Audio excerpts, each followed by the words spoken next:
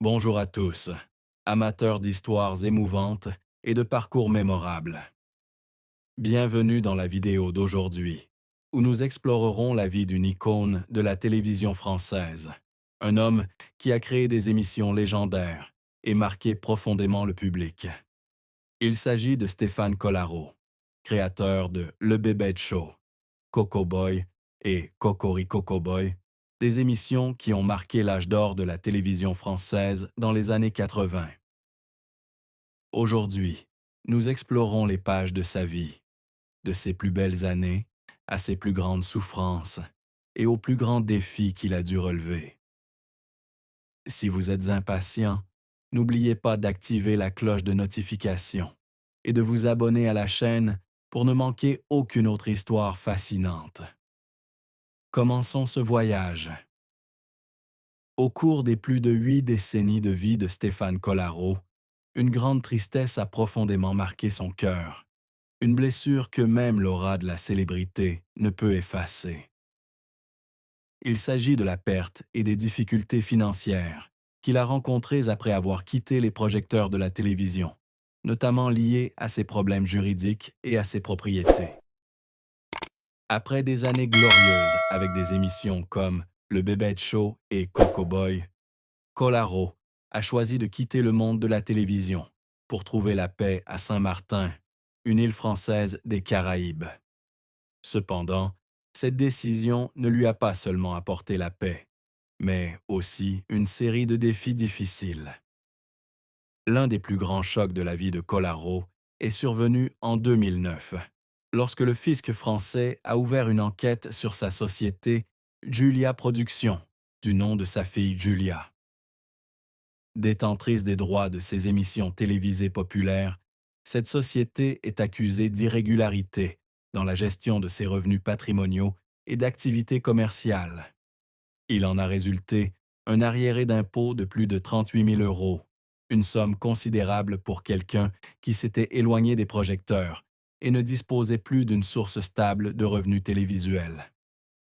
Collaro a tenté de faire appel, mais en 2015, le Conseil d'État a rejeté son recours, le contraignant à payer l'intégralité de la somme. Dans une interview accordée à BFM TV, il a confié avoir été trompé par son conseiller financier, ce qui a entraîné ses problèmes, et il a dû le poursuivre en justice pour obtenir justice. Cependant, cet incident a non seulement représenté une perte financière, mais a également porté atteinte à son honneur et à sa confiance en lui. Lui qui était autrefois considéré comme un symbole de réussite. Cette tristesse a été encore aggravée lorsqu'il a été contraint de vendre la villa Caille Blanche, une luxueuse villa de Saint-Martin dans laquelle il avait investi dans l'espoir d'en tirer un revenu locatif stable. La villa, avec ses 7 chambres et sa vue imprenable sur l'Anse-Marcel, avait fait la fierté de Collaro, symbole de sa réussite après des années de dur labeur. Cependant, après l'ouragan Irma en 2017, la villa a été gravement endommagée et son entretien est devenu trop coûteux. En 2021, Collaro a été contraint de la vendre dans son état de délabrement avancé, une décision qu'il a qualifiée de déchirante dans une interview accordée à Soir Mag.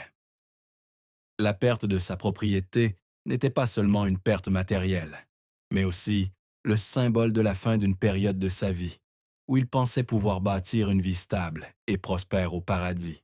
De plus, ses difficultés financières ont affecté sa relation avec sa fille Julia, pour laquelle il a toujours eu une profonde affection. Dans une interview, Collaro a révélé qu'il regrettait de ne pas avoir pu lui laisser un héritage financier plus solide, ce qu'il espérait en donnant son nom à son entreprise.